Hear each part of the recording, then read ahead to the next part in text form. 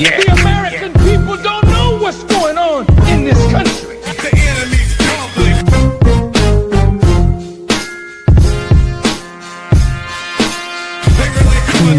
The country is going to hell. The enemy's public. It ain't black people sending it there. There is no mystery God. Absolutely no mystery God. You are the future, and we are depending on you to unite, to overcome your differences, and organize a system under the set of principles that the original people of this planet follow. The enemy's public.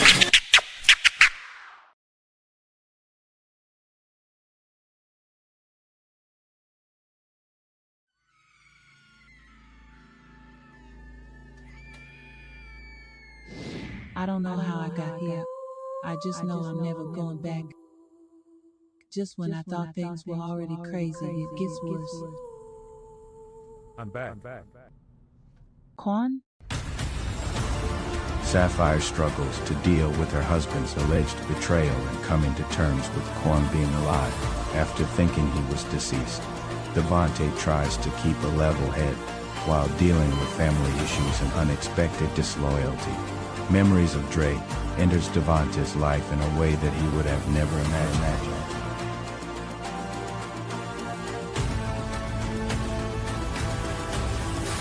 Fire Part 2, the finale.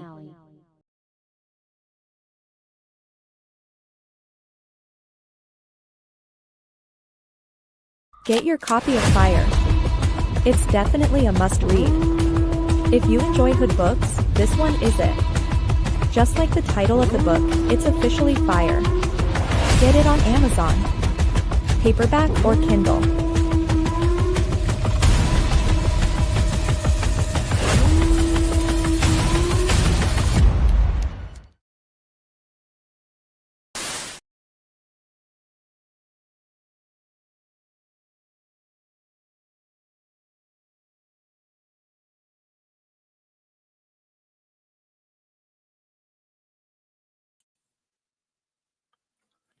Peace.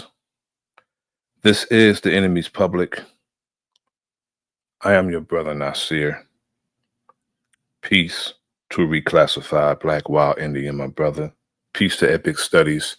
Peace to Big Dog Philly OG. Peace to all. I hope everyone's enjoying their evening. This evening, I want to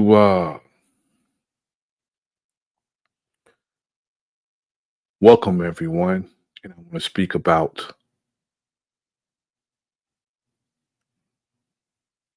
plantation comfortability.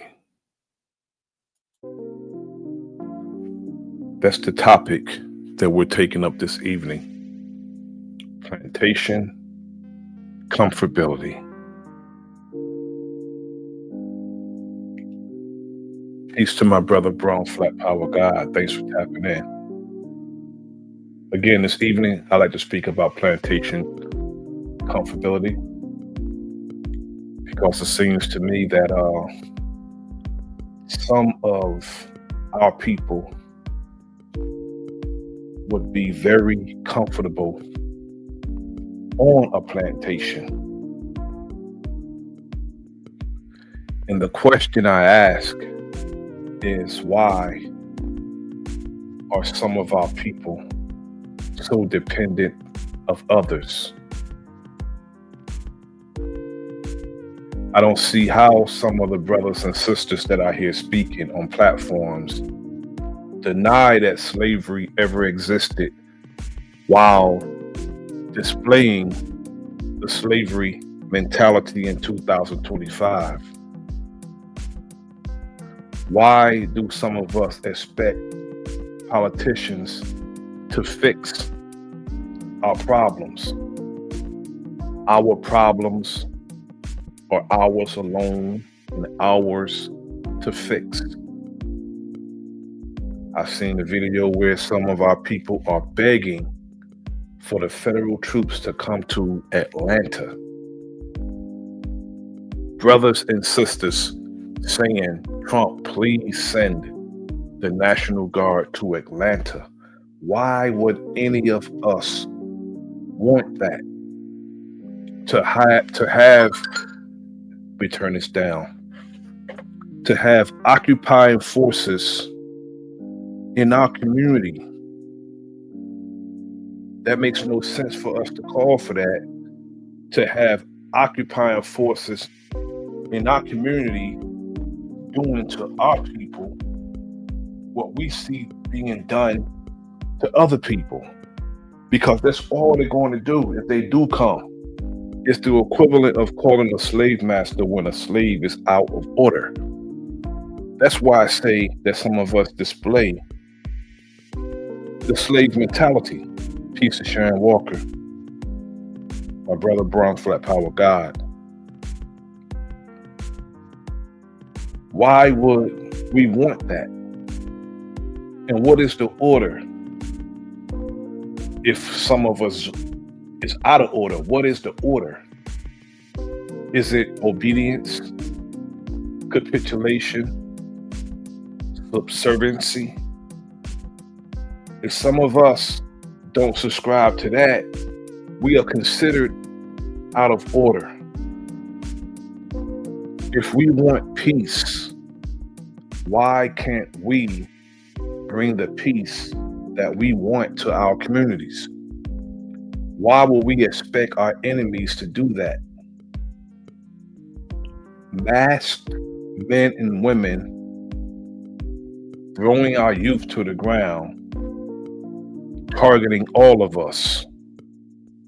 It makes no sense for us to call for that. Peace to my brother, Monegator. Thanks for tapping in, brother. Now, Donald Trump said that all of our youth are natural born criminals. So they are not going to distinguish one young black brother from another. They're not going to distinguish. They're going to see us all the same way. If he can say that we're all natural born criminals, this means that he's not going to distinguish us, any of us would do. The brother who does what he's supposed to do can't walk the street because one of the elders said we need the National Guard to come in to handle our business as a people. That's our business to handle. Our business. Now, any of our young people would do, any of us would do when it comes to them coming after us. I don't like politics. I don't like politicians, left or right, Republicans or Democrats. We can't use them as public servants while they use us to get that office, calling themselves public servants. Overall, they serve themselves and their constituents. When I see our brothers and sisters, and I say brothers and sisters with quotes, when I see them wearing MAGA hats, I just shake my head because it's shameful. It's shameful. They think they're on the team because they wear the cap and the jersey. You're not on the team. You are really a fan, and you can never be on that team. You can never be a constituent of theirs. You could never find a comfortable place in this system because there's no such place. Especially when the main reason why they support Trump has nothing to do with us. We support Trump. It's all about the immigrants. That's why we support Trump, because his focal point is on somebody else now and we support him because we think he's doing something that's beneficial to us. And it's not beneficial to us. It's just another victim of people he's victimizing. That's all that is. I'm not against deporting illegal immigrants. I'm not. Immigrants who are here committing crimes, I'm not against getting them out of here. I'm against the outright tyranny and the abuse of powers that ICE and the federal agents are displaying. I'm against that. Going into people's jobs, going into schools, frightening children, the separation of families, especially when I see who they're using to do it. They're actually using other immigrants to snatch up and round up other immigrants. And that's self-hate. And I'm going to say this also. Poverty plus opportunity equals I don't give a damn who I hurt. Hateful plus opportunity equals I'm going to inflict pain and suffering on people who haven't done a damn thing to me. It don't matter who it is. See, these sign-on bonuses, $50,000, that's an incentive. And then you get to throw people around, you get to be oppressive at the same time, and you're getting paid for it. Whenever a country deprives its people of natural necessities and essential necessities, and they're impoverished, that's going to create crime. And you can't blame those people. You can't start a fire and then fuel the fire and then say, look how bad these people are. When you started the fire, you added the fuel to the fire, but you're going to say it's the people's fault who you set on fire. That's evil. That's wicked as hell. Now, what our people don't realize is the disdain that some of us have for some immigrants are manufactured. Let me tell you how. I'll start by saying both parties are involved. Biden actually threw Trump an alley-oop. During the Biden administration, immigrants were being deported to cities all over the United States, in various states. When they arrived in these certain states where they were undesired, the governors of those states were sending them to our cities, in our communities, and accommodating them with housing, stipends, health care, things that our people should have been afforded, things that our people have been asking for. Of course, that's going to cause disdain when you've been asking for something for years. I don't care if it's for months. And then this new people come here and you give it to them over us when we are the citizens contributing to the society with our tax dollars. That'll make anybody angry. But that's what they did. That's what they did. Schools that they said they couldn't afford to keep open were used as immigrant housing.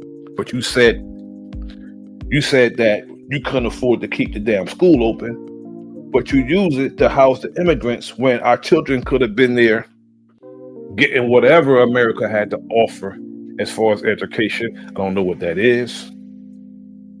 You know, of course, we'll have disdain when people are getting what we're supposed to be afforded, of course.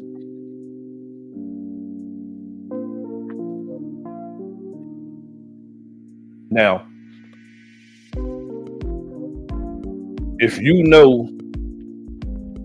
don't know that they know that what they're doing and they're doing it on purpose, we're not thinking. We must constantly think and be on our toes when it comes to these people because they are wickedly wise. If you have a slave mentality, you are easily fooled and made a fool of. Again, if you think you're on a team because you wear the cap and jersey, you are equally as foolish.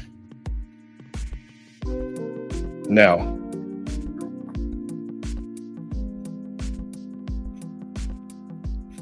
thinking that Donald Trump or any politician has something beneficial for us is just plain ignoramus. Black people in MAGA hats are stupid. Blacks for Trump is asinine. Because I can guarantee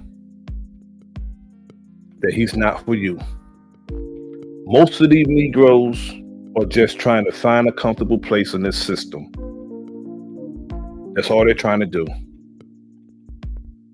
But we can't create and make our own selves comfortable. That's the crazy part. Now, I'm going to go there.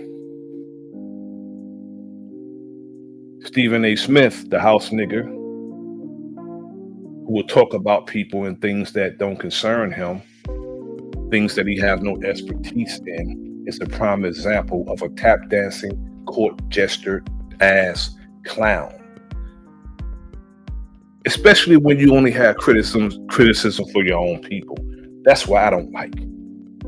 Now, if you did that to everybody on both sides, when I see you only criticizing your own people and you letting other people off the hook, you don't have anything to say about these other people who play in your face, who sun you on a damn daily basis, who treat you like a damn child because you get a handsome allowance. Allowance means they pay you and they allow you to spew hate about your own damn people. This man said that he get up in the morning for the sole purpose of seeing how much money that he can make his boss. Then he'd see how much his boss can pinch off, hoping that his boss would pinch off some of the money for him. That's why he said he'd get up in the morning. Then he'll serve to the detriment of his people, hoping that he'll be rewarded for getting up in the morning, making his boss that money. You know, it's a wonder if he could dress correctly and tie his tie correctly. Because if I lived like Stephen A. Smith, I would not be able to look myself in the mirror. No way. If I lived like him and I said some of the things that he said to disparage his own people, I would take all the mirrors. I would take all the mirrors off the walls. I would not be able to look at myself. This Negro Anton Daniels with his self-hating ass, Brandon Tatum, Candace Owens, and lately, I'm going to say it, even Lord Jamar, he's been moving real strange. He's supposed to be God body, but he's been moving real strange lately. I defended him about a year or so ago. I defended him wholeheartedly when some disparaging things were said about him. Bro Sanchez said some things about him. I defended him. And he's proven me to be wrong. And Bro Sanchez was correct about him. Since then, Bro Sanchez changed his view on him, and I changed my view on him. Because I don't, the brother, he's been moving real strange. And he's been getting into things that he has no knowledge about. It's been moving really strange. And the 120 will ask, can a devil fool a Muslim? And the answer to that question is no, not nowadays. But my sentiment concerning Lord Jamar is that a devil did fool a Muslim. He was fooled. Now,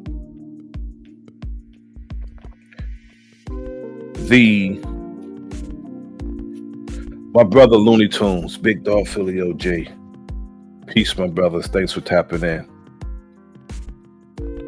Salute to the network. Network forever. Salute to my brothers. Now, I have a video presentation on mental health because some of our people are mentally ill. But before I do that, I want to play one musical selection because I have to inspire and encourage our people. I have to. That's just in me.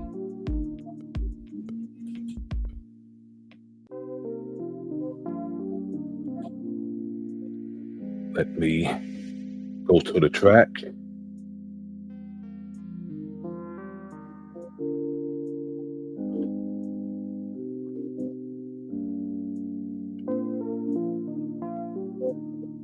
As a matter of fact, let me turn this off first.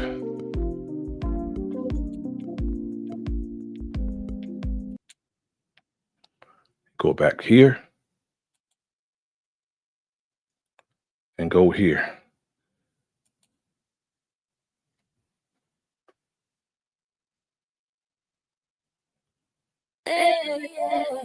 I heard somebody say, let's make America great again. The only time that America has ever been great is before the colonizers came here. This your boy OTK, presenting Mayday. Make America great again.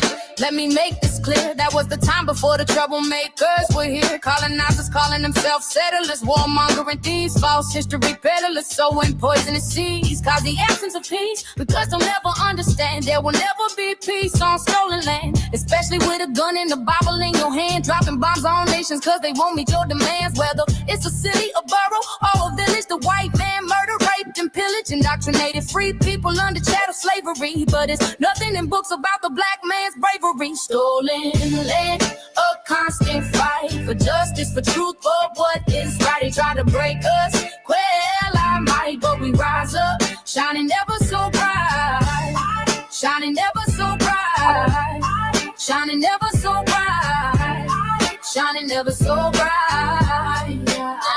Yeah.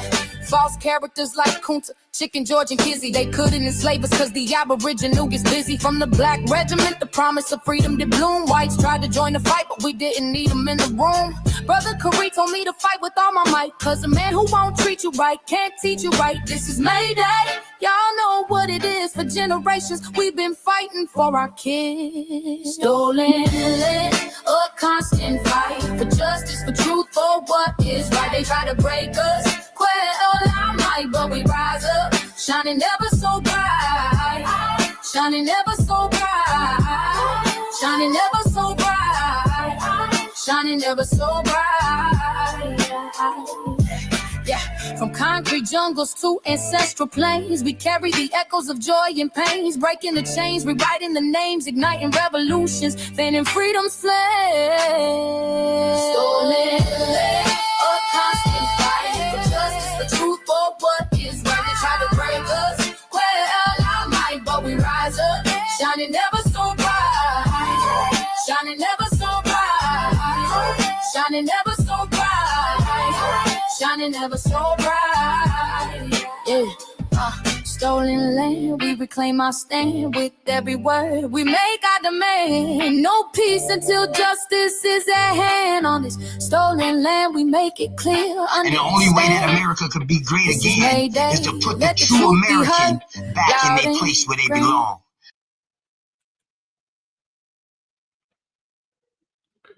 And that was Mayday featuring OTK, Stolen Land.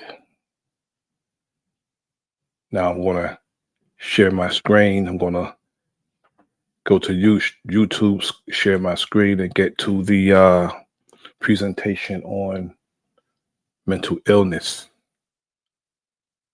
because that's a problem in our community, and we know what causes this mental illness.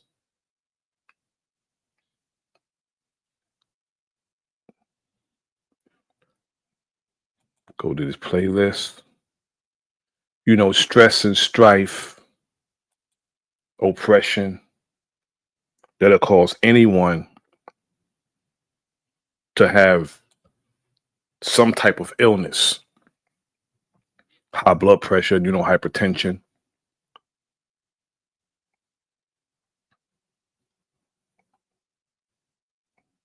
It will cause any of us to have hypertension, and it cause us to have all kinds of health issues. Let me go back to StreamYard. Share my screen again.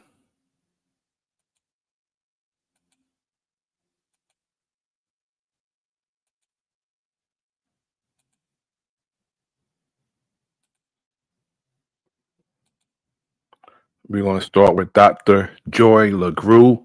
Please eat the fruit and spit out the pit. I know everybody here is an adult. I shouldn't have to puree and chop up this information to feed it to you. Everybody in here got all the teeth, right? If you do, I know you got dentures. And if you lost your teeth by now, but here we go. Post-traumatic slave syndrome is an explanatory theory that really looks at multi-generational trauma. One of the things that's difficult for people is their first response is, oh my God, that happened so long ago. We're talking about people being captured, shipped, sold, beaten, raped, experimented on. And then you have to ask the question, did the trauma continue? Yes. So 300 years of trauma, no help, freed, no help, more trauma. If it's a sustained trauma, then the impact of that is also sustained. When we look at multi-generational trauma, we're looking at people who are maybe victims of natural disasters and their families and their children and generations of folks who have experienced war.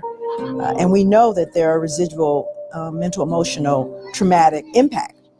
And what I did was I started to look at the African-American experience, starting with slavery, as a real clear, long enduring trauma. I started to see that there were clear connections between that survival behavior and contemporary living in African-American experience. I started to see common behaviors that I took for granted as, well, cultural. There's adaptive behaviors, survival. Peace to Roger W. Thanks for tapping in, my brother. Behaviors. Well, what are they? Let's just say 2019, you have a Black mother and a white mother. The sons go to school together. They find themselves at a meeting. The Black mother leans over to the white mother and says, I just wanted to mention to you that I noticed that your son is really doing quite well. And the white mother's response is, oh, thank you. She begins to go on and on about he won the science fair, his uncle's an astronaut. She's just oozing. She realizes the Black mother's son is actually excelling her son. And she says, well, wait a minute. Your son's the one that's really coming along. And the Black mother responds, oh my God, he's a handful, but oh, he just works my nerves. Now, when I'm working with African-American people, it doesn't matter what the audience is. It doesn't matter what class. If I were to ask, is she very proud while she's saying those denigrating things? And everybody laughs and goes, of course, there's a secret. Because everybody Black knows that even though the Black mother is going, oh my God, she's really proud. So now let's roll that scene back 300 years. And let's say this Black mother is working in the fields and a white slave owner comes through and says, wow, that boy is really coming along. What is she gonna say? No, he's not.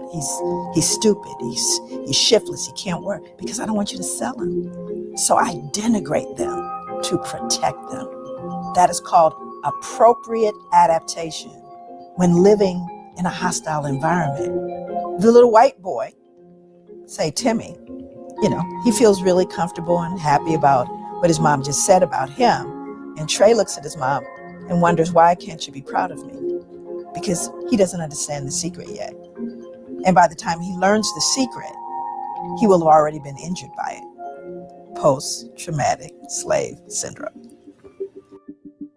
PTSD is a disorder that occurs as a result of a single trauma. You don't even have to be there to actually get a diagnosis of post-traumatic stress disorder. You could just hear about something horrific happening to someone you love.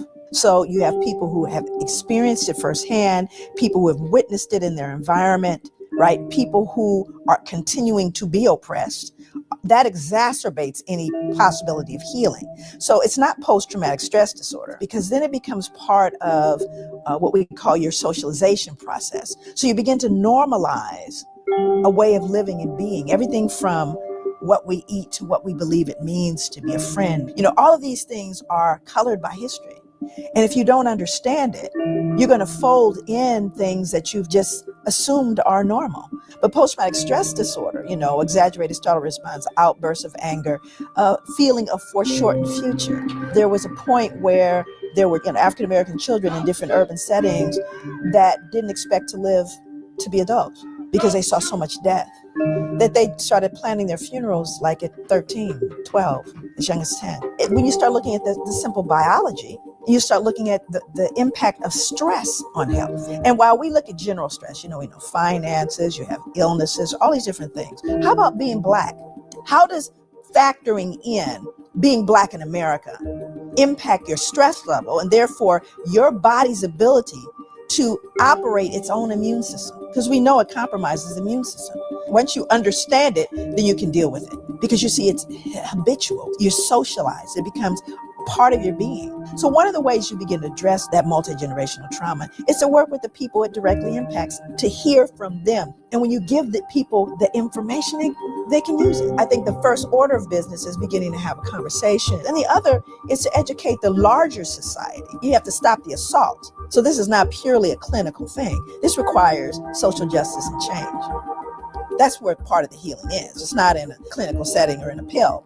It's in fairness and justice and safety and equity. We got to work with some of those clinical things, some of those issues of panic and anxiety. And we also have to deal with the fact that you have a system that is set up to oppress you and to continue to injure you. Both those things have to be dealt with. And they cannot singularly by themselves affect a change. They have to be done collectively.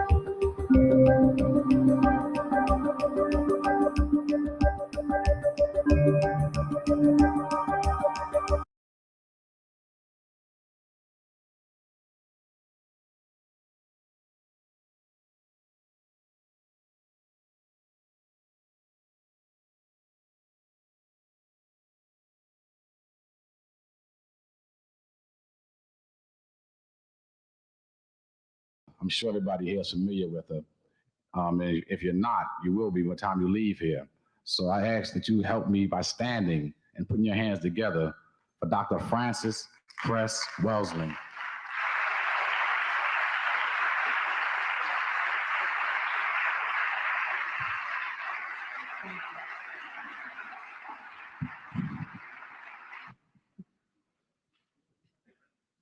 Good evening, everyone. I am honored to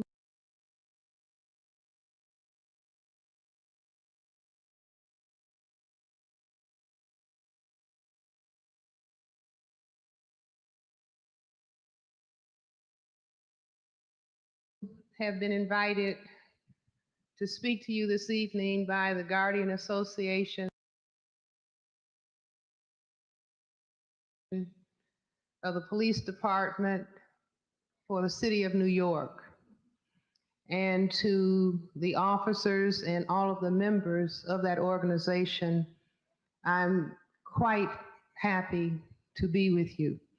And I was thinking about it, and I don't know of such an advanced police department that has such a group, to my knowledge. So I think we should give them.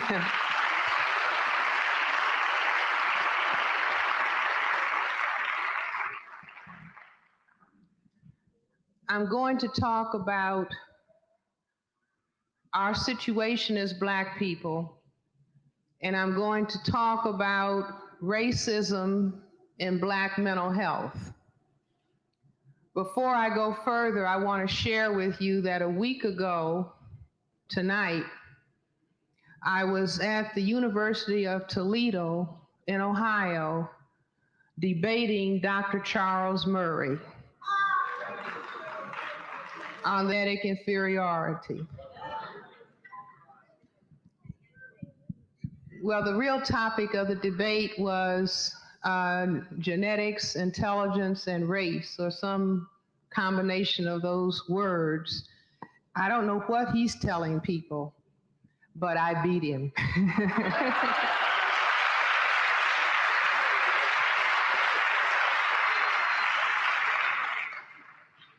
I beat him by putting his discussion of Black genetic inferiority in the framework of understanding racism, white supremacy as a global, national, local system of power domination.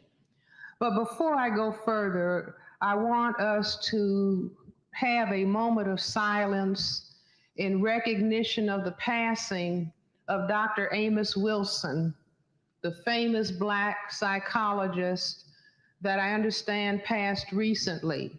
He was such a major and important figure for us in all of his writings on Black child development. And I was just talking about him when I gave a talk last night. And I came here today and found out that he had passed on. So can we just begin with a moment of silence and recognition for the major contribution that this Black man made in the field of psychology.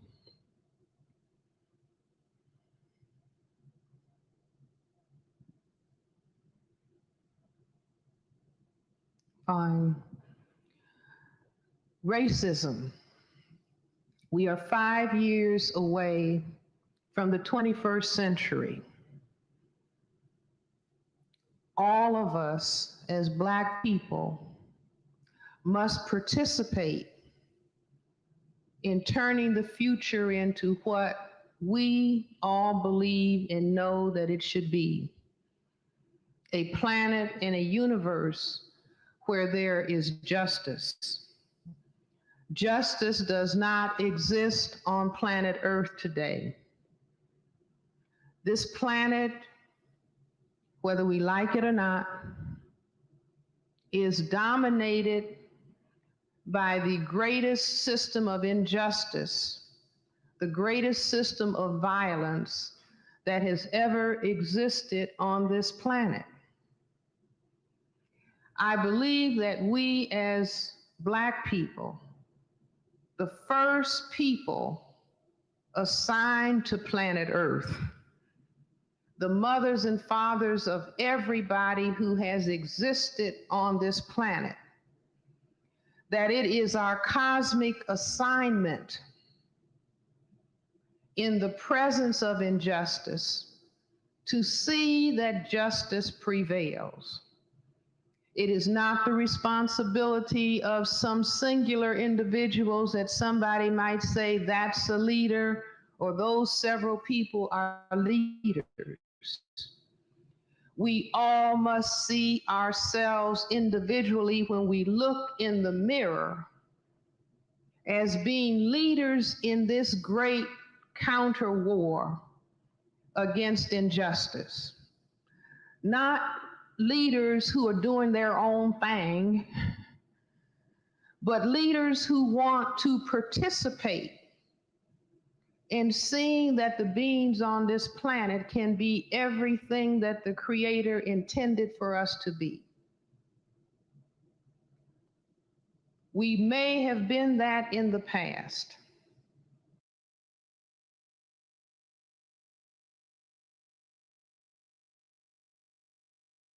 I am convinced we were that in the past. But a great force has descended on the planet to turn what was greatness, to turn what was the glorification of human beings, to turn that into the highest level of degradation of beings that the world has ever known.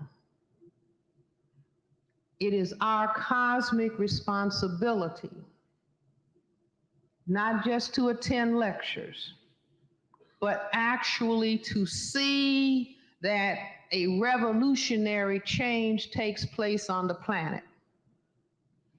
And I don't mean revolution in the sense that we thought of it in the 1960s, you know, where everybody was kind of tough.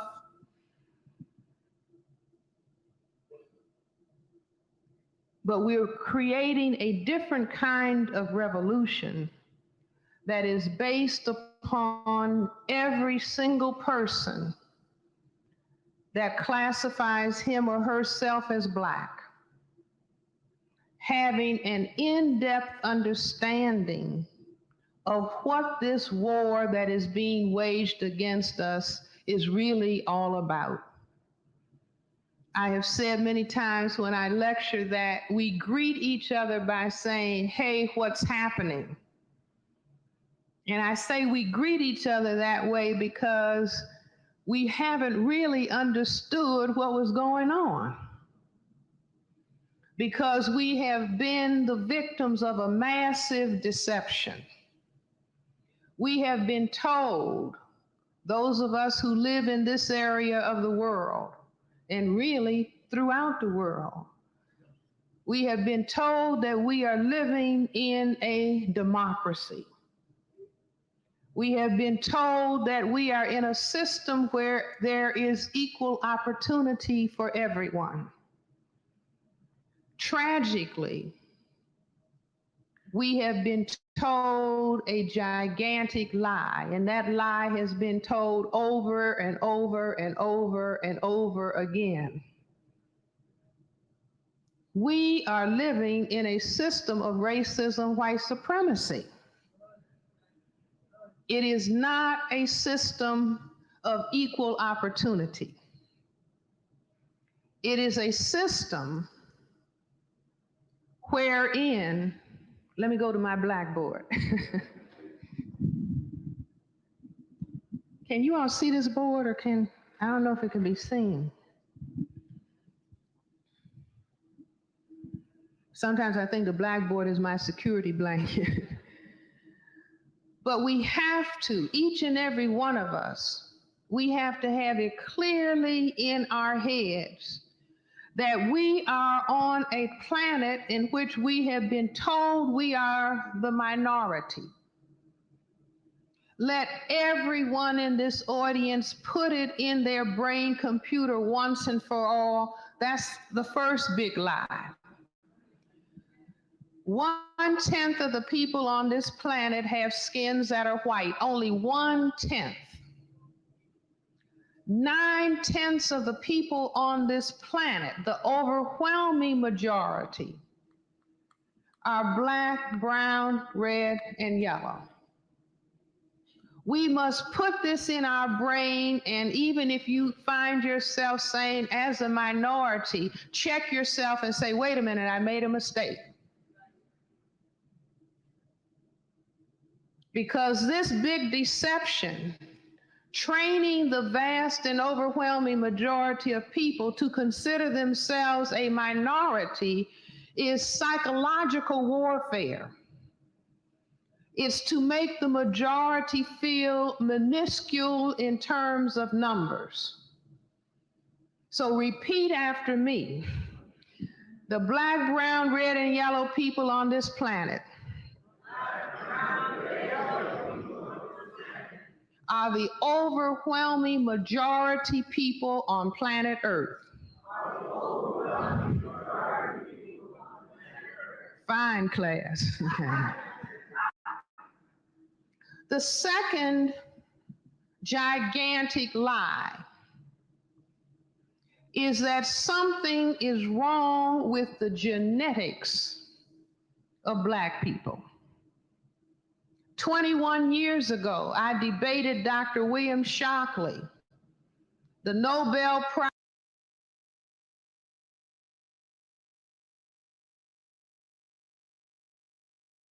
laureate. He was then a professor at Stanford University. And those of you who are old enough like me remember he was going around talking about Black genetic inferiority and that Black people should have themselves sterilized so that they will not keep on polluting the planet with our degraded genetic material. 21 years later, we have Dr. Charles Murray and the late Richard Herrenstein singing the same song.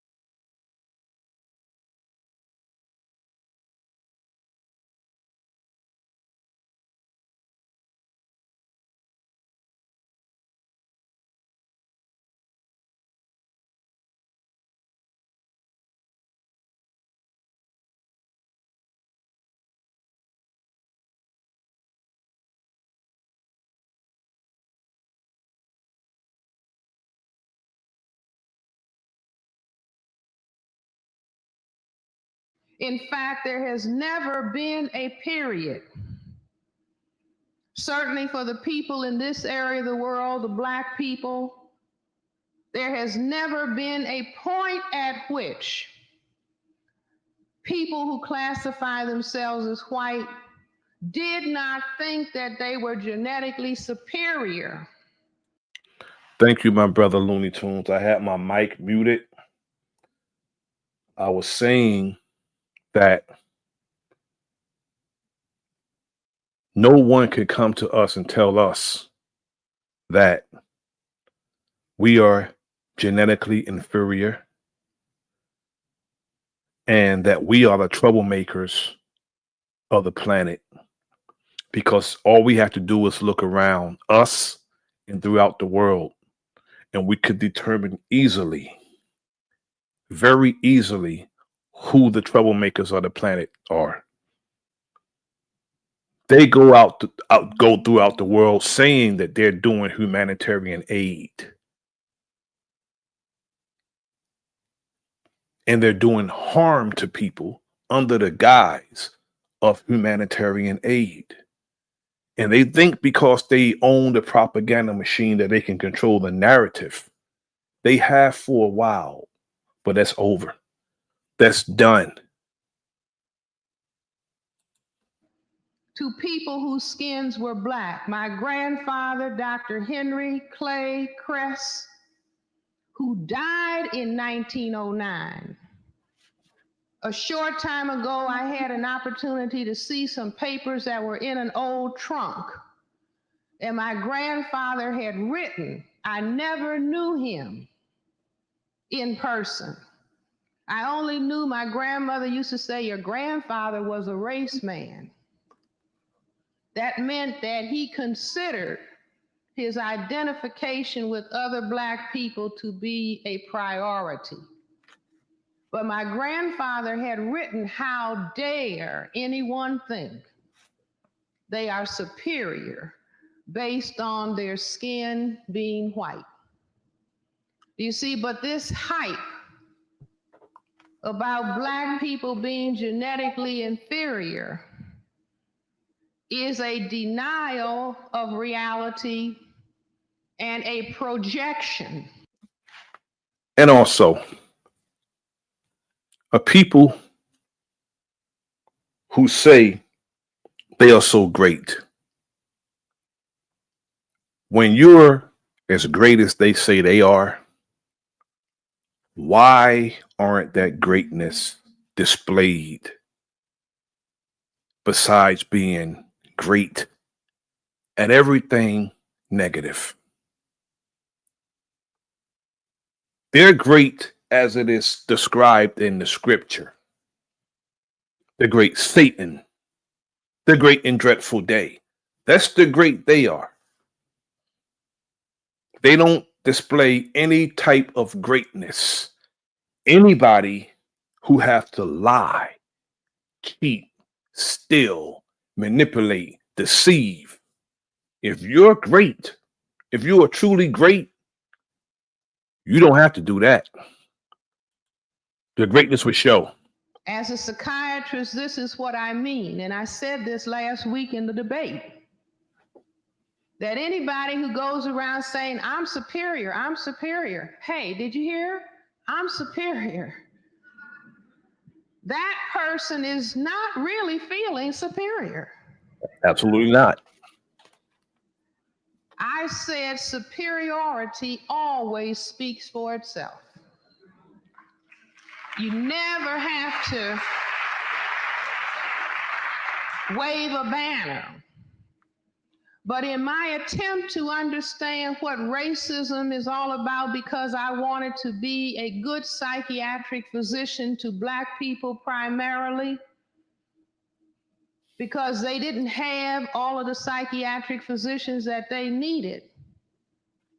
And when I took histories on Black patients and found that their problems, whether it was drugs or alcohol or depression or psychosis, was stemming from confrontation with this horrible, destructive force in the environment that we call racism, I said, I got to understand what that really is all about. And so looking at this fact that, wait a minute, these people who put this big lie out that they're the majority are really the minority. And the second big lie that something was wrong with our genetics, but in reality, white skin. This is not Francis Welsing's genetics that I cooked up in my apartment. Skin whiteness is defined by white people themselves, but when they were talking about a white mouse or a white bunny rabbit, not themselves, that this is a genetic deficiency state. It is albinism. It is genetic recessive as opposed to being genetically dominant. So I put those two things together and said, I've got it. This is what racism is really all about. Yep. This tiny minority of people whose own scientists have said that white is a genetic deficiency state, and it is recessive, figured out after they ended up circumnavigating the globe. People of color had circumnavigated the globe long before that. But people whose skins were white did not circumnavigate the globe until starting in the 15th century. And when they found out that everybody on the planet was colored, every place they stopped. Every place. Every place those boats crash landed. It was some more colored people. And the colored people were receptive, kind, and fed these strangers And they even allowed themselves to have sexual intercourse. Mistake. With the strangers. And the strangers found out, if they waited 9 months, that all of the children ended up looking like the colored mothers. And so they decided, we have a color problem. They didn't have to have a big genetics conference. They didn't even have the formal science of genetics at that point. But they found out that black plus white equals colored. Brown plus white equals colored. So-called red plus white equals colored. Yellow plus white equals colored. And it didn't take high-level intelligence, really, to conclude, what if these men of color got in boats and started going in the other direction? And that's one of the things that they report today, called the browning of America. And we have to be really mindful that it's being advertised. A lot of them want to stay here. And in order for them to stay here, they push themselves up on us, hoping that we will fall for it and they would stay here. Public Enemy back in 1989, 1990, their whole entire album was based on her work. The ISIS Paper, Fear of a Black Planet, their whole entire album was based on her work, Dr. Frances Cress Welsing. And they landed. And the ladies said their ideal mate was tall, dark, and handsome.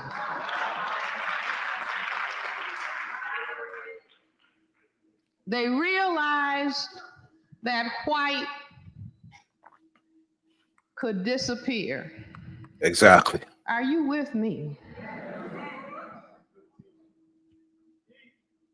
Now, we have been miscegenated out of our minds and brainwashed out of our minds so that we have been sent on a course to try to make black disappear. Is that right? I talked to somebody recently from the continent of Africa, and they said, Dr. Welsing, everybody that I met said, when you go back, will you send me some bleaching cream? That's right. That's right. Why am I so black? But this is simply brainwashing. You see, but the people whose skins were white, and when I was busy decoding racism 25 years ago, one of the things that occurred to me, in addition to the fact of white minority status and white genetic recessive status, was that while we were busy being told, the blacker you are, the uglier you are. And if you're black, stay back. And if you're brown, what? Stick around. Yep. And if you're yellow, you're mellow. And if you're white, you're all right. See, the black people in London know this, all over the whole world where they're colored people, where there has been a confrontation with whites, or whites have confronted the colored people in that area of the world. They have taught the people, the more color you have, the uglier you are, and get in the back of the line. Because that was the most powerful genetic status. And therefore, the more color you could create with your genetics, the greater the threat you were to white genetic survival. And this is why if you go to the prisons today, Will you see Black people at the lighter end of the spectrum or at the darker end of the spectrum? Class, what do you see? At the darker end of the spectrum.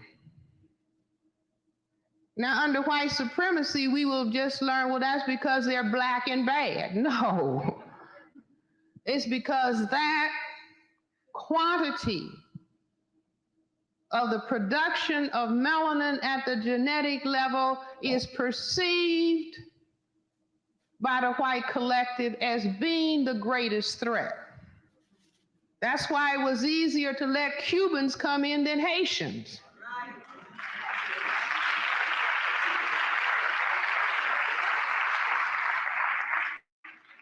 But while we were being taught all this negative about color, and this is one thing that I looked at, gosh, they talk negatively about color, but in the summer and in the winter,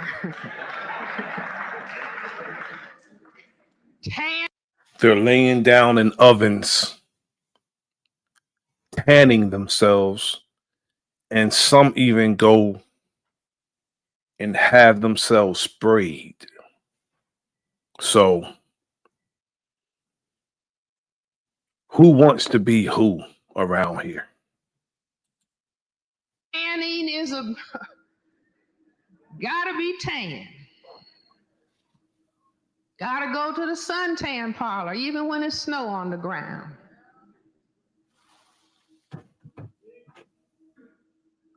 A white student told me, I believe it was at George Washington or Georgetown University some time ago, and I was talking to these white students about racism, and the white student said, Dr. Welsing, did you know that we compete in the summer to see who can get the darkest? See, we didn't know that on our side of the track, right? It's like when I went to college, I went to Antioch College, and in those ancient days, 1951, integration was one Black girl and one Black boy per class. And here I was from the ghetto, from the south side of Chicago. I saw all these white people the first spring. I was coming back from lunch and all these bodies with clothes off, not completely naked, but there they were with their clothes off, and I was still shivering. Maybe it was April. And I hadn't seen this before. And I actually stood there, what are they doing? I realized that they were tanning. Do you see, the first time the sun comes out and gets a little bit warm? Last week.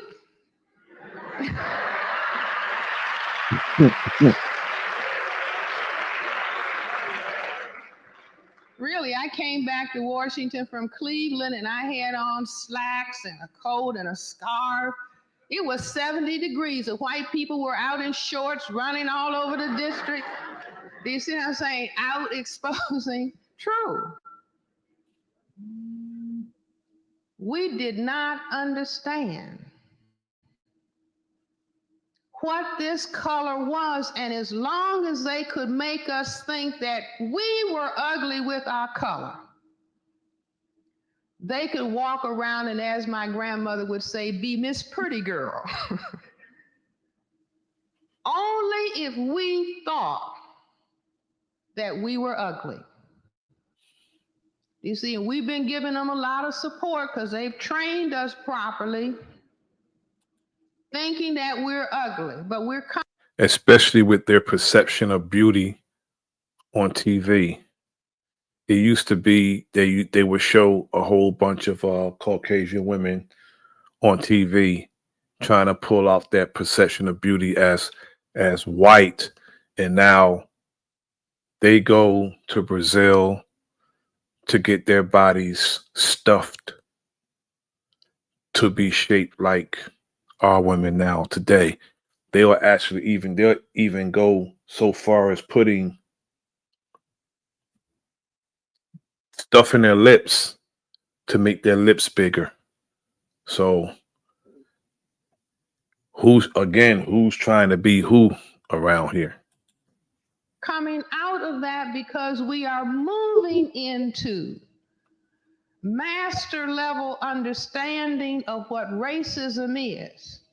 And based on our understanding of what it is, we are going to produce the solutions to the problems that we have. So I understood tanning, and I also understood lynching and castration. How many people have wondered what in the world is that behavior about? I asked that question when I was about 6 years old. My grandmother and my parents were standing in the dining room with the black newspaper, talking in hushed tones about a black man had been lynched. And I remember saying to my grandmother, "Granny, why would they do that?" And my grandmother said, "Some people just have to act ugly." But when I decoded racism is about white genetic survival on the planet, it just popped into my brain computer. Oh, now I understand lynching and castration. Lynching of a black man would occur. And also their fascination with guns. Their fascination with guns is also a part of their problem, which is why they call their guns the equalizer. They call it the great equalizer because it's in comparative to the black man's genitalia. They can kill us with that, and we can kill them with that, what we have. All this take, if you look at the Obama family, there's no sign of a white woman. No sign. And anybody else who are mixed and then they get with a sister, one generation later, it'd be no signs that that person ever had somebody white in their family. That's just how it is. We can get rid of them. That's not a suggestion, but we can get rid of them with one sex act. A generation later, they're gone. But we just got to get rid of that mentality at the same time. Usually behind saying he looked at a white woman, is that right? Or he thought he wanted to look. Or he was thinking about somebody else looking.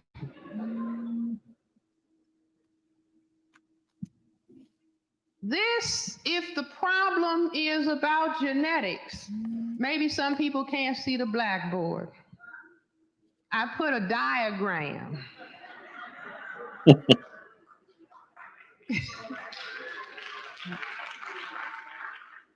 Of male genitalia. If white people are afraid, the global white collective is afraid of genetic annihilation, they are automatically talking about male genitalia. Exactly. Because these are the testicles, and this is where the genetic material is. Now, I hear some ladies saying, "Well, why didn't she put the female genitalia on the board?" Maybe she doesn't know how to draw it. The reason that I didn't put the female genitalia on, because everybody has to master this. This is a very important part of the understanding. Men and women are equal human beings, but we are not the same. The Creator decided that we should not be the same. Males can impose sexual intercourse. If you look around and see all these beautiful different colors, it was because white slave masters imposed themselves on African women. Males can impose themselves, white, black, brown, red, or yellow. God forbid that they should ever think of doing that, but nonetheless, that is factual. Women cannot impose sexual intercourse, or can they? This is a lesson in physiology class. Try it.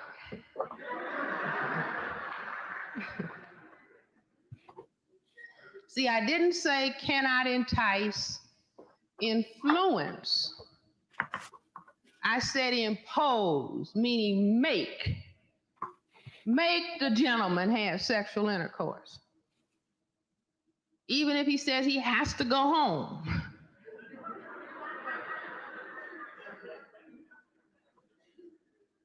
No, you run to your purse and pull out your Uzi.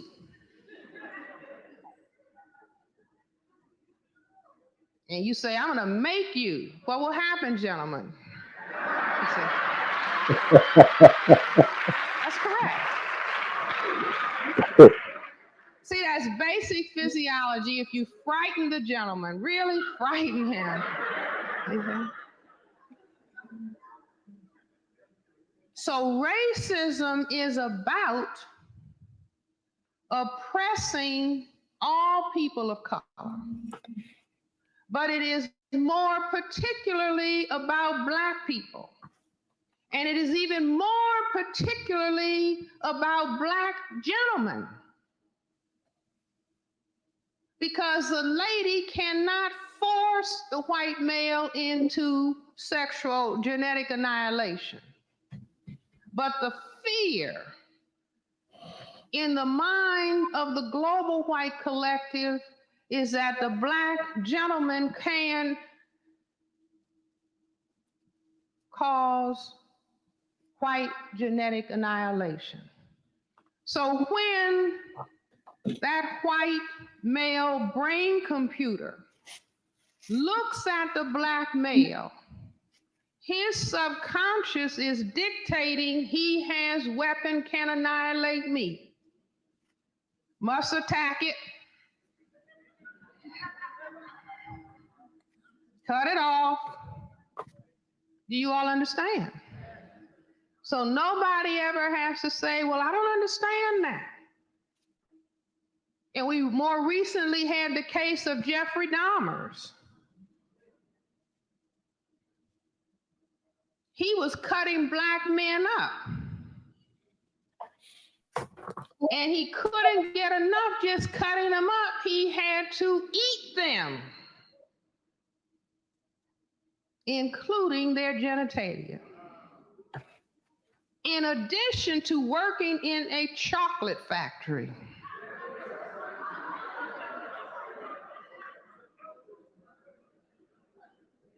Are those the facts in the case? Those are the facts in the case.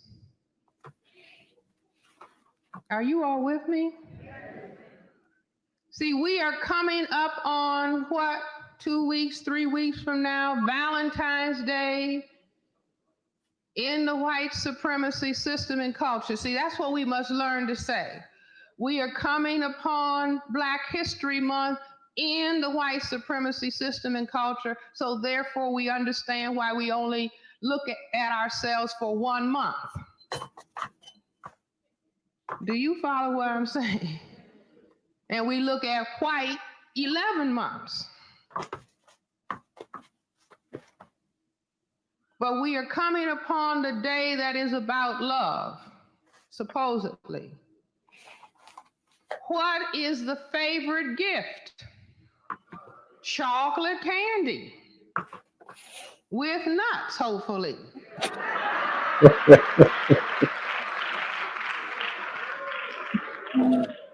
And because we don't understand the symbolism as Black ladies, we say, well, we want some chocolate too.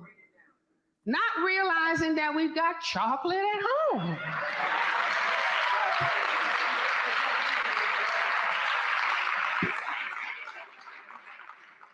See, indeed, if you understand what I'm saying, you will also understand why in the white supremacy system and culture, all of the favorite drinks are dark brown. Coffee, tea, Coke, Coca-Cola, Pepsi. And the white lady on TV says, I can't get started in the morning until she's talking to the white man, her husband. This thing. I can't get started in the morning until I have some Folgers in my cup. It's so dark and rich. Is that the ad?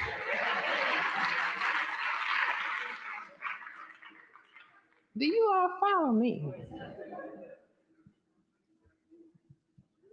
So let's go back. I thought I had an eraser. Oh, here it is. Because I'm giving this with a little humor, but all of this is serious. All of this is very, very serious because we're talking about what exactly is the nature of the war that is being waged against us that we haven't understood clearly to date, but we are moving on understanding. If we understand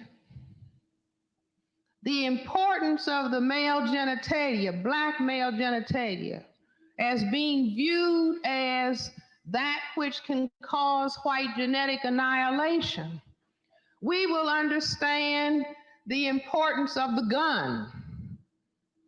Police officers.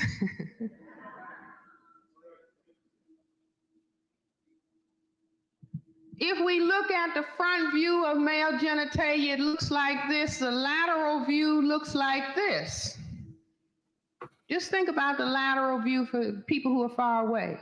If you turn that around 90 degrees, what do you have? A gun. Greetings, Sharonda Williams. Thanks for tapping in. I appreciate it. A gun. Guns are the most important thing in the white supremacy system and culture. Because the white brain computer says he has weapon, can annihilate me. Must create weapon, can do same thing. You see? In other words, the white genetic material is recessive. It cannot cause black genetic annihilation. But the white brain computer came up with gun, can make gun. And what do they call the gun? The great equalizer. See, these terms are not idle expressions. We treat them as idle expressions, but they come from the subconscious because the problem, the fear of white genetic annihilation is not talked about overtly. In other words, you don't hear big discussions on TV, we are genetic recessive and we're afraid of white genetic annihilation. You don't hear that being discussed. You just hear everybody needs a gun. 200 million guns in the hands of people in this area of the world, and they're not just in the hands or mostly in the hands of people who are classified as black or otherwise non-white. So the great equalizer, and from that awareness comes the term justifiable homicide. Justifiable homicide, somebody might say, well, the definition of that is when you have to shoot somebody. The term comes from people who are in uniform in the white supremacy system and culture, who classify themselves as white, who see a black man and say, I thought he had a weapon. He does.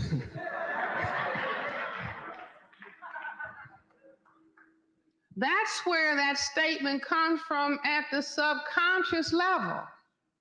I thought he had a weapon. And then they will say, I thought he had a knife. Or I thought he had a gun, but it comes from the deeper subconscious fear of genetic annihilation. There's no history, as far as I know, of black males in uniform killing white men and saying, I thought he had a weapon.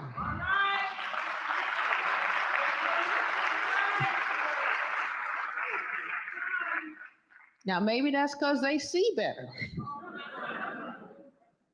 I don't think so. It's just that the same fear is not in the minds of black gentlemen.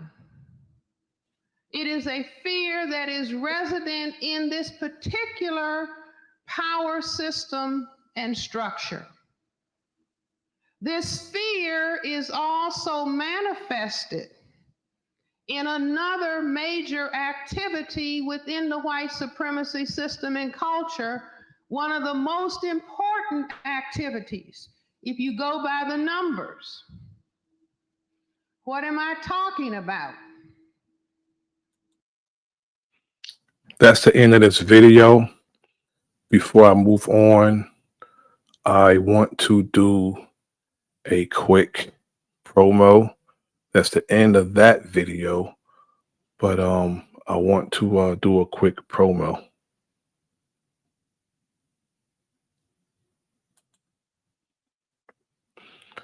Everybody should get their copies of Fire,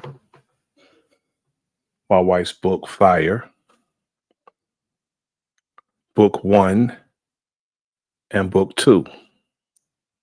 Get your copies of Fire, book 1 and book 2. Now, this is what book 2 look like.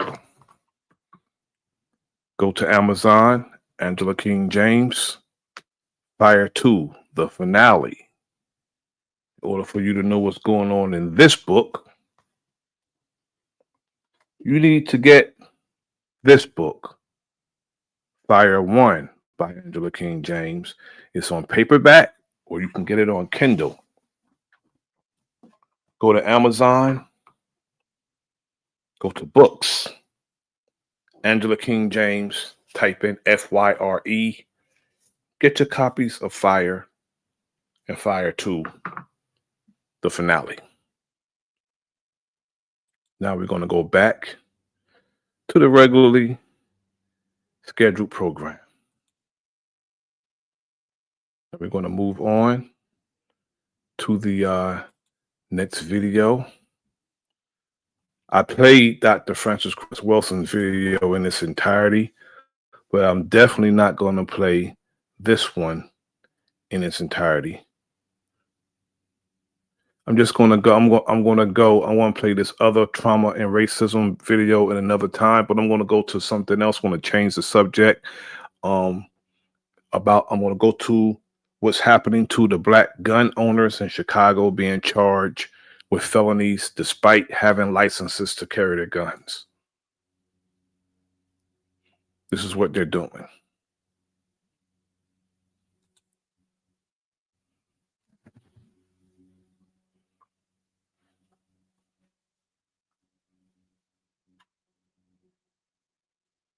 It is your constitutional right to carry a gun in the state of Illinois if you have the proper licenses. But some black gun owners say their rights are being violated. CBS News Chicago investigator Dorothy Tucker uncovered several cases where they were stopped by police and charged with felonies, despite having everything in order, leaving them to pick up the pieces of their lives. And it's also because they're in Chicago. Now, Chicago is a hot spot, and it's not because of us. It's because of propaganda, and it's because of police corruption. Now, across the bridge in Philadelphia, my neighboring state, Pennsylvania, I live in New Jersey. Pennsylvania is a open carry state. You can go and purchase any gun you want in Pennsylvania. All except Philly. You can't do it. You can't open carry in Philadelphia, but the rest of the state you can. Why? Because our people are there. It's the same as Chicago. We did something that's never been done before, watermelon cheesecake. A cheesecake tasting in the south suburbs. Louis McWilliams' dream is to grow his business. It's going to blow you away. I like it.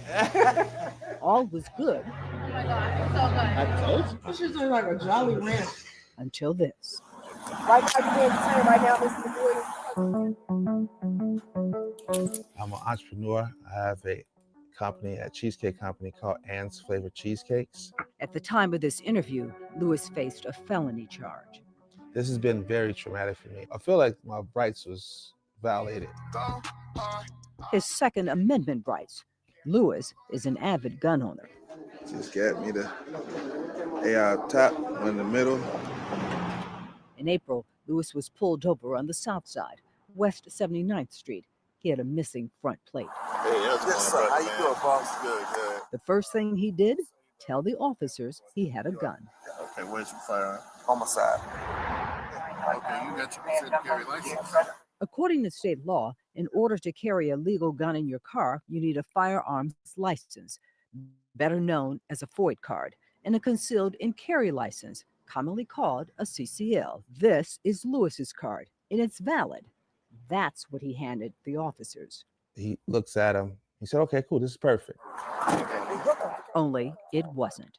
Concealed carry, it didn't pop up. Oh. It didn't pop up on Leeds, the database operated by the Illinois State Police.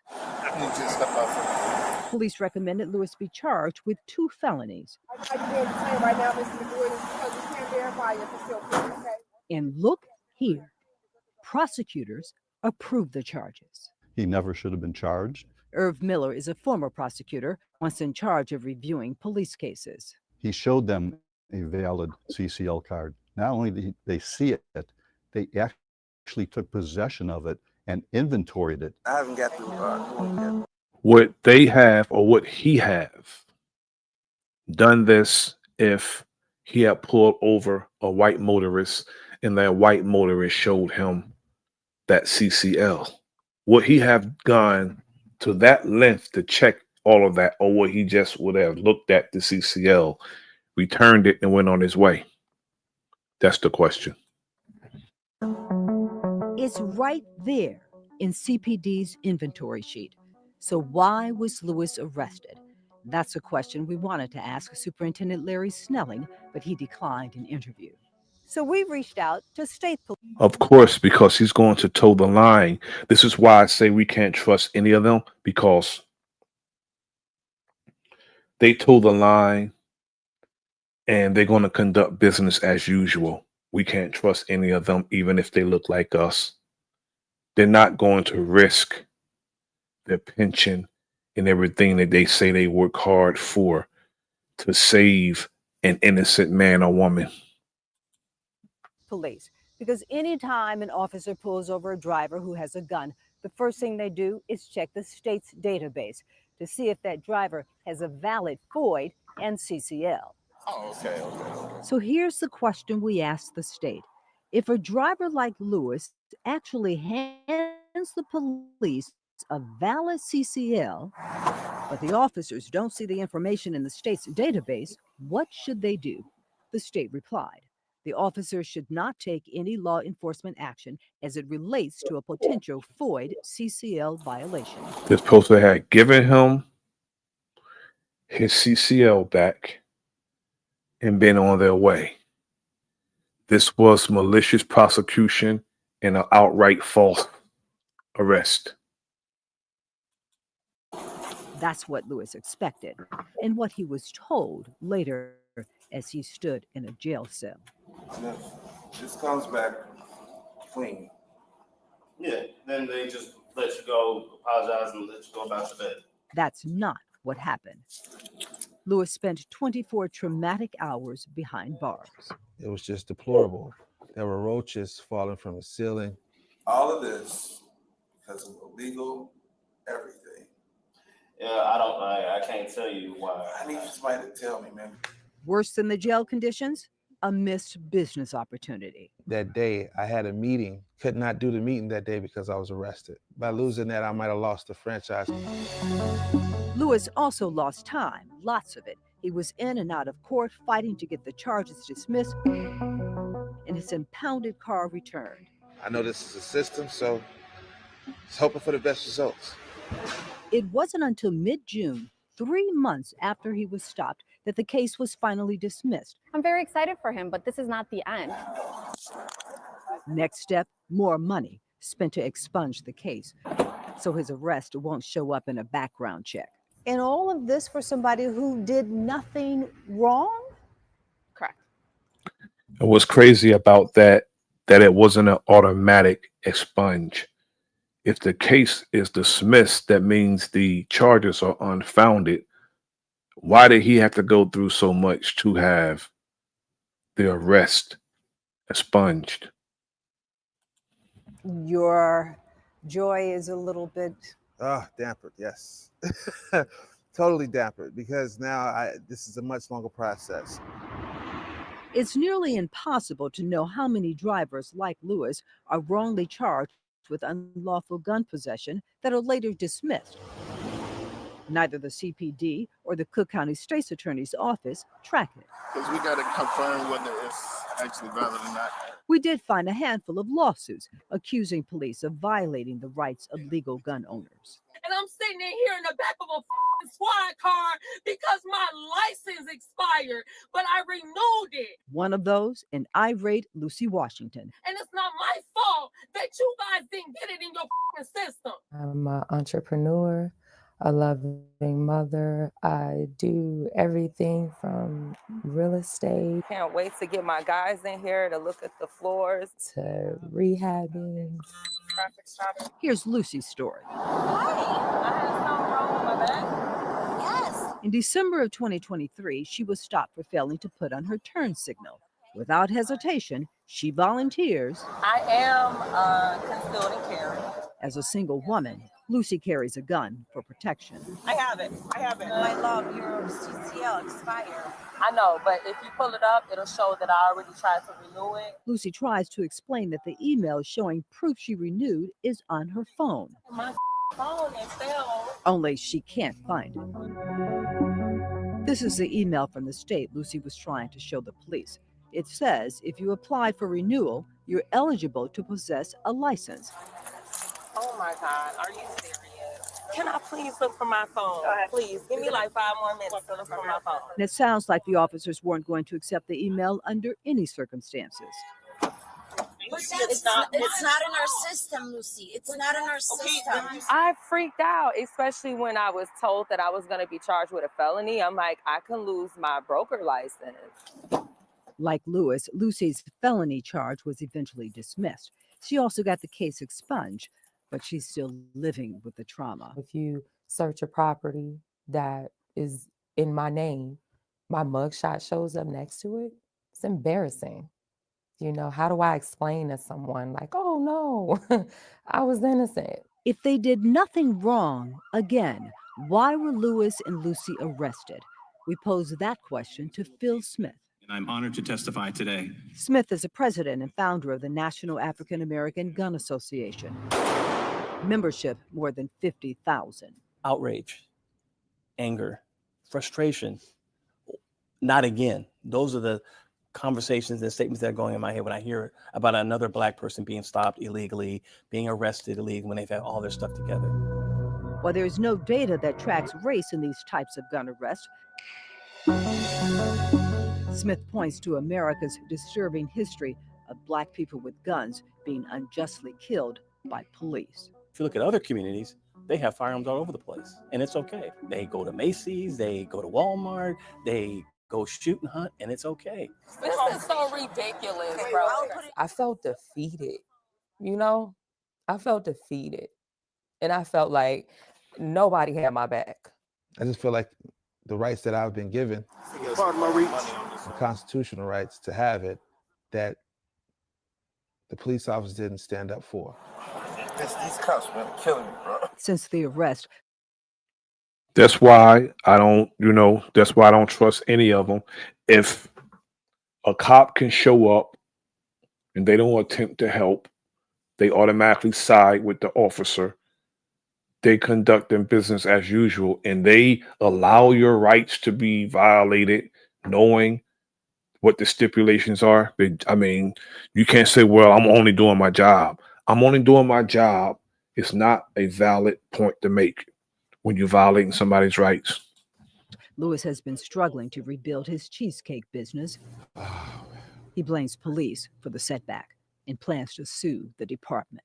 This shows that no matter how much you follow a system of which they create, they can still deem you wrong. At this point, both Lewis and Lucy are still waiting to get their legally purchased guns back from CPD. Both the state's attorney's office. That's adding insult to injury. The cases are dismissed. The arrests are expunged. But they kept the brother and sister's guns. That's crazy. That is abuse. Office and the state police declined to be interviewed. Dorothy Tucker, CBS News, Chicago, investigators. That's crazy. It's absolutely crazy. I want to thank everybody for joining me this evening. I appreciate it.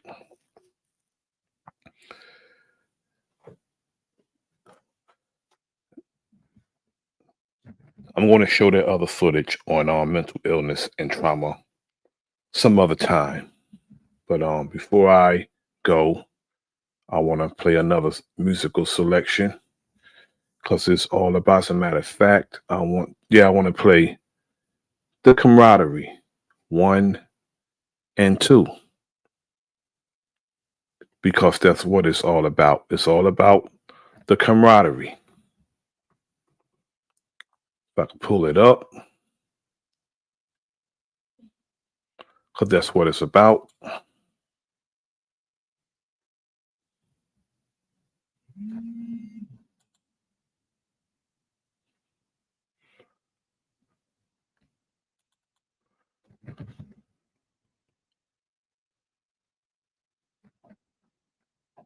I want to thank everybody for coming through, joining the brother this evening, hanging out with me for a little while.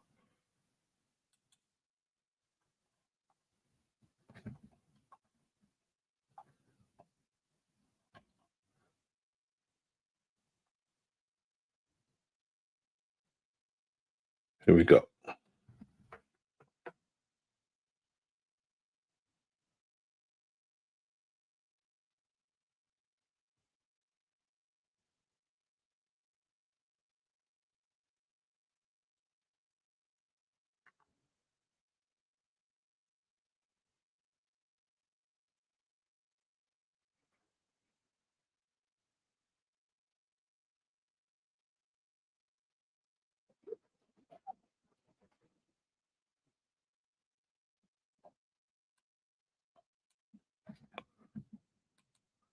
Had to share my screen real quick. Forgot to share my screen, but pardon the technical difficulties. But here we go. Let's go. Starting with the camaraderie.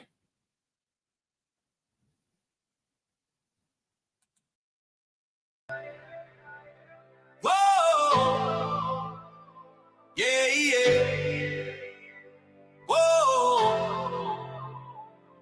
Hands up in the air, unified and bold. Shoulders locked tight, stories untold. This is the camaraderie, the brotherhood flow. We all stand in that for the people we know. Field Marshal Bro.Nasir, never back down. Talk your talk media, word spreads around town. Big dog, Philly OG, wisdom in his bark. Big aboriginal power, lighting up the dark. Key Norfolk on the line, speaking truth through the static. Open to knowledge, mind sharp, automatic. Sure is the realest with that unbreakable stance. Bro Sanchez bringing light, giving minds a chance. Dangerous music, Drake Cobb's on the sound. DJ Cuddy spins it. Our anthem hits the ground. T wriggles, Dulcinea. Voices join the crowd. Smoke signal in the air, make the ancestors proud. We all stand, we all rise, act for our people, open up our eyes, linked by legacy, forged in the fire. This is camaraderie, we lift each other higher. Supreme Chief Holiday, guiding with honor. Voodoo Child, channel spirit. The feeling is stronger, no one left behind. Every name is a torch, lighting freedom's path. As we move off the porch, every voice different, but the heart's the same. We paint our own future, signing with our names. Forged by the struggle, united by the fight. One dream, one people, together in the light. We all stand, we all rise, act for our people, open up our eyes, linked by our legacy, forged in the fire. This is camaraderie, we lift each other higher. Hands clasped in a circle, ancestors hear the call. Past, present, future, together we won't fall. From the roots in the soil to the stars in the sky, voices echo strong, let the unity fly.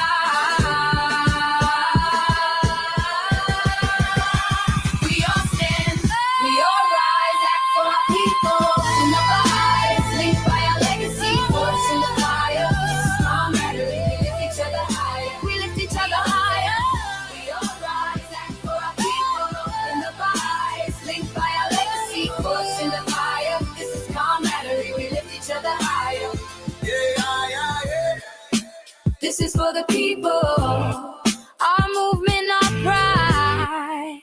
This is camaraderie, we stand side by side.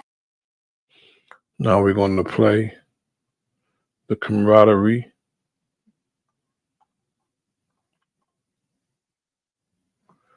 The remix. Let's go. Triple one vision. With the one vision. With the one vision. One vision, see the facts through the schism. Unlock the algorithm trapped in this lyrical prism. I search for the truth in the rhythm and the rhyme. Planting to see the reason in the garden of time. They follow the leader, I follow the signs. Connecting the dots between all the broken lines. My dialect's a scalpel, precise with the incision. Making the final cut, the ultimate decision. One sound, one mic, one crew, that's the bond.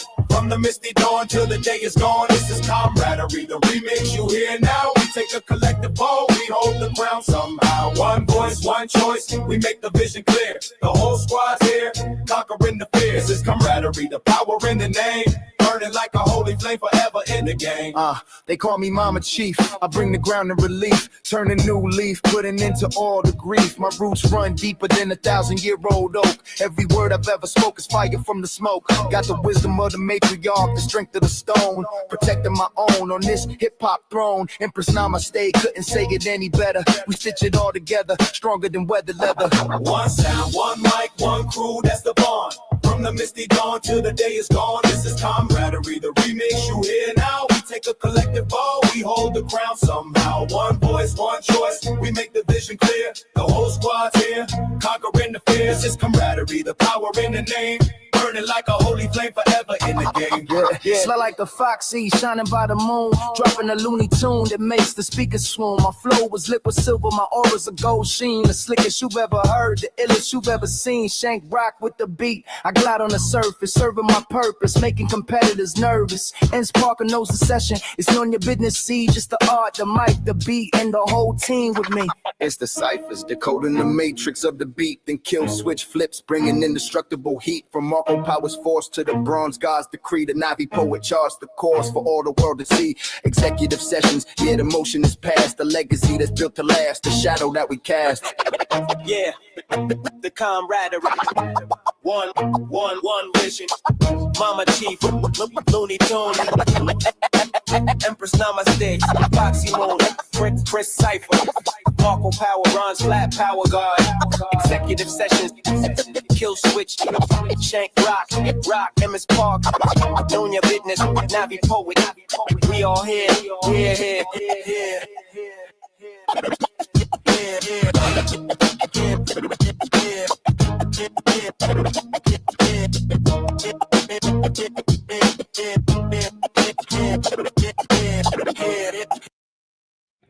Yeah, I want to thank everybody for coming through. Sharon Walker, Looney Tunes, Bronze Flat Power God, Straight Smoke, Warfare K, Big Dog Philly OG, Sharice the Realist, Straight Smoke, Roger W, Sharanda Williams, Epic Studies, Monegator, Reclassified Black Wild Indian. Thank everybody for joining me this evening. Thank my wife, executive producer of The Enemy's Public, Brother Kyrie, part of the research team. I appreciate you all. Till next time, this is your brother Nasir, and this is The Enemy's Public. I'm going to leave you with this because this is what I go by. My theme song.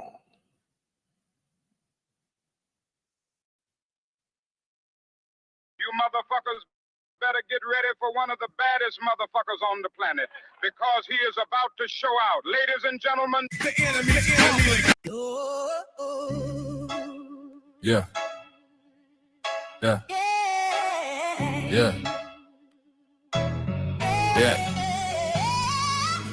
Brother Nasir got that look in his eye. Walks through the city where the real ones reside. Concrete jungle, every block got a code.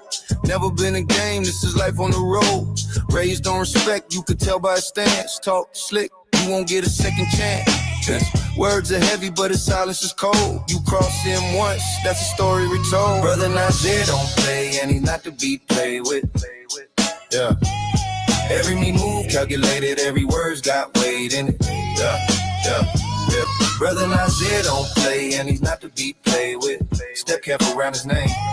Step careful around his name. You know he ain't faking it. All about it. Yeah. Hands in his pockets, mind on the prize seats. Right through every mask in disguise. Never looking for trouble, but he stands his ground. When respect's on the line, he won't back down. Woo! Legends in the making, that's the tale of his crew. Never fold under pressure, always follow through. Street lights flicker as he makes his way home. Loyal to the bone, never walking alone. Brother Nasir don't play, and he's not to be played with. Yeah. Every move calculated, every word's got weight in it. Yeah. Brother Nasir don't play, and he's not to be played with. Step careful around his name. Step careful around his name. You know he ain't faking it. All right. Yeah. Cold night, city fights, earn every scar. Lessons in the struggle, that's what made him hard. Ain't no second guessing, he commands his space. When you see him coming, better clear that place. Brother Nasir don't play, and he's not to be played with. Yeah. Every move calculated, every word's got weight in it. Yeah. Brother Nasir don't play, and he's not to be played with. Step careful around his name.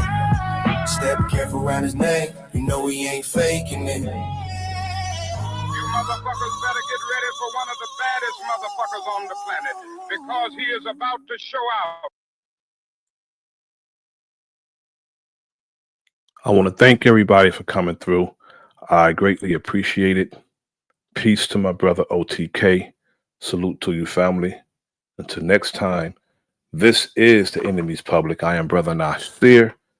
Like, share, subscribe. Leave a comment in the comment section. Yeah. The enemy's public.